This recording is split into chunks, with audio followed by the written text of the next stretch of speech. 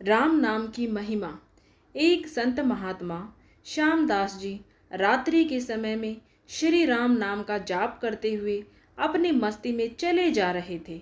जाप करते हुए वे एक गहन जंगल से गुजर रहे थे। विरक्त होने के कारण वे महात्मा बार बार देशाटन करते रहते थे।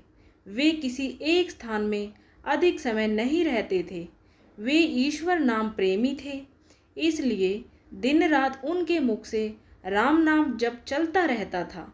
स्वयं राम नाम का जाप करते तथा औरों को भी उसी मार्ग पर चलाते। श्यामदास जी गहन जंगल में मार्ग भूल गए थे, पर अपनी मस्ती में चले जा रहे थे कि जहाँ राम ले चले वहाँ जाए। दूर अंधेरे के बीच में बहुत सी दीप मालाएं प्रकाशित थी।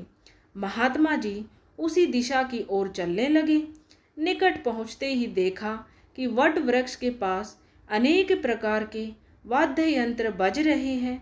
नाच गान और शराब की महफिल जमी है। कई स्त्री पुरुष साथ में नाचते कूदते हंसते तथा औरों को हंसा रहे हैं।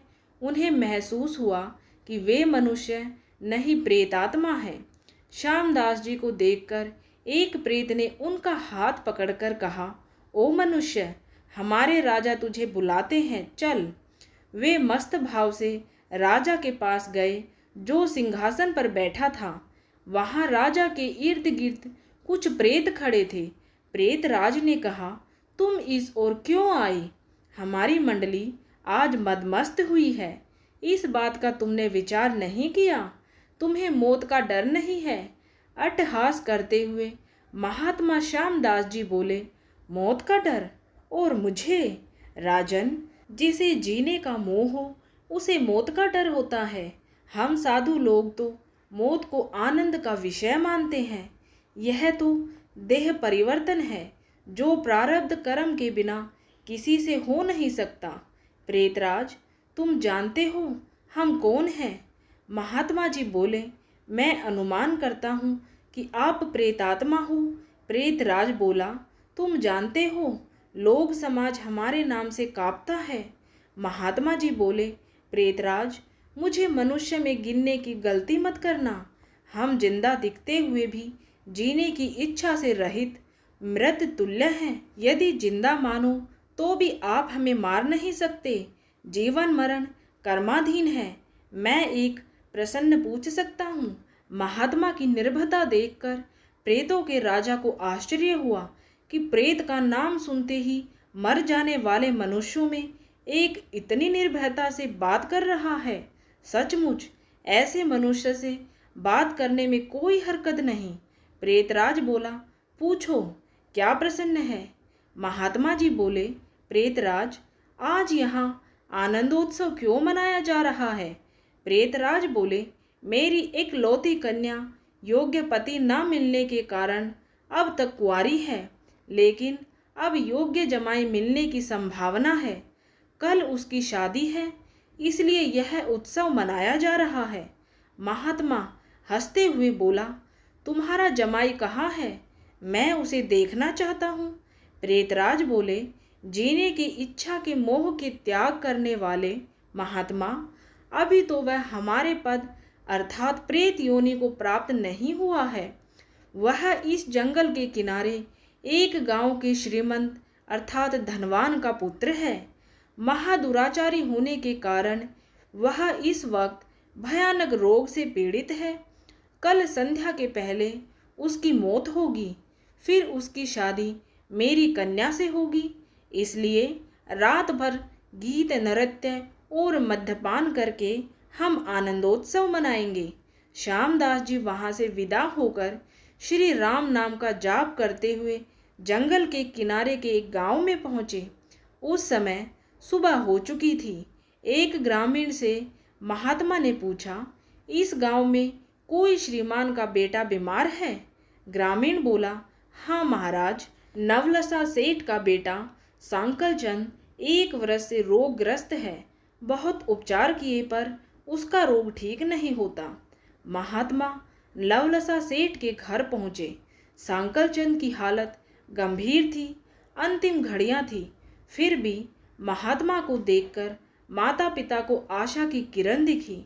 उन्होंने महात्मा का स्वागत किया। सेठ पुत्र के पलंग के निकट आकर महात्मा राम नाम की माला जपने लगे।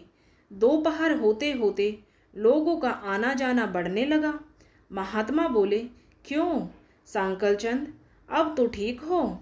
सांकलचंद ने आंखें खोलते ही अपने सामने एक प्रतापी संत को देखा तो रो पड़ा। बोला, बाप जी, आप मेरा अंत सुधारने के लिए पधारे हो। मैंने बहुत पाप किए हैं, भगवान के दरबार में क्या मुंह दिखाऊंगा। फिर भी आप जैसे संत के दर्शन हुए हैं, यह मेरे लिए शुभ संकेत है। इतना बोलते ही उसकी सांस फूलने लगी, वह खांसने लगा।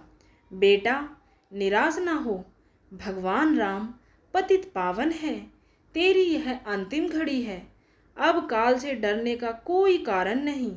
खूब शांति से चित्तवृत्ति के तमाम वेग को रोककर श्री राम नाम के जप में मन को लगा दे।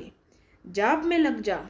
शास्त्र कहते हैं, चरित्रम रघुनाथस्त सतकोटिम प्रविस्तरम एकेकम अक्षरम पुण्य महापातक नाशनम।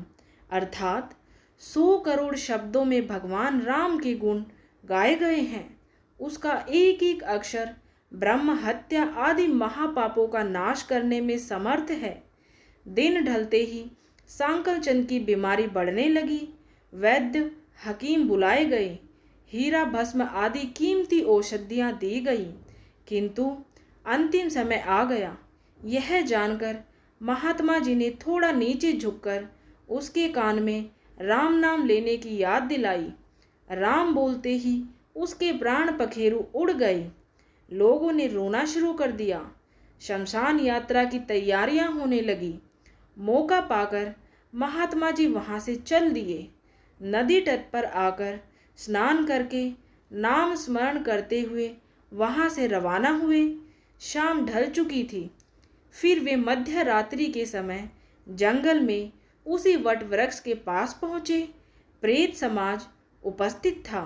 प्रेतराज सिंहासन पर हताश होकर बैठे थे। आज गीत नृत्य हास्य कुछ न था। चारों ओर करुण आक्रंद हो रहा था। सब प्रेत रो रहे थे। महात्मा ने पूछा, प्रेतराज, कल तो यहाँ आनंदोत्सव था, आज शोक समुद्र लहरा रहा है, क्या कुछ अहित हुआ है? प्रेतराज ने कहा, हाँ भाई, इसीलिए रो रहे हैं। हमारा सत्यानाश हो गया। मेरी बेटी की आज शादी होने वाली थी, अब वह कुंवारी रह जाएगी। महात्मा बोला, प्रेतराज, तुम्हारा जमाई तो आज मर गया है, फिर तुम्हारी बेटी कुंवारी क्यों रही? प्रेतराज ने चिढ़कर कहा, तेरे पाप से। मैं ही मूर्ख हूँ कि कल मैंने तुझे सब बता दिया, तूने हमारा सत्यानाश कर दिया। महात्मा ने नम्र भाव से कहा, मैंने आपका अहित किया, यह मुझे समझ में नहीं आता, क्षमा करना। मुझे मेरी भूल बतलाओगे तो मैं दोबारा नहीं करूँगा। प्रेतराज ने जलते हृदय से कहा, यहाँ से जाकर तूने मरने वाले को नाम स्मरण का मार्ग बताया और अंत समय भी राम नाम कहलवाया। इससे उसका उद्धार हो गया और मेरी बेटी कुंवारी रह गई। महात्मा जी बोले, क्या सिर्फ एक बार राम नाम जप लेने से वह प्रेत योनि से छूट गया? आप सच कहते हो? प्रेतराज बोला, हाँ भाई, जो मनुष्य राम नाम जप करता है वह राम नाम जप के प्रताप से कभी हमारी योनि को प्राप्त नहीं होता। भगवान नाम जप में नरक उद्धारणी शक्ति है। प्रेत के द्वारा राम नाम का यह प्रताप सुनकर महात्मा जी प्रेम अश्रु बहाते हुए भाव समाधि में लीन हो गए। उनकी आंखें खुली तब वहां प्रेत समाज नहीं था। बाल सूर्य की सुनहरी किरणें वट वृक्ष को शोभायमान कर रही थी। जय श्री राम। उम्मीद है आप सभी को ये कहानी पसंद आई होगी। ऐसी ही कहानियाँ सुनने के लिए चैनल को सब्सक्राइब करना बिल्कुल भी ना भूलें।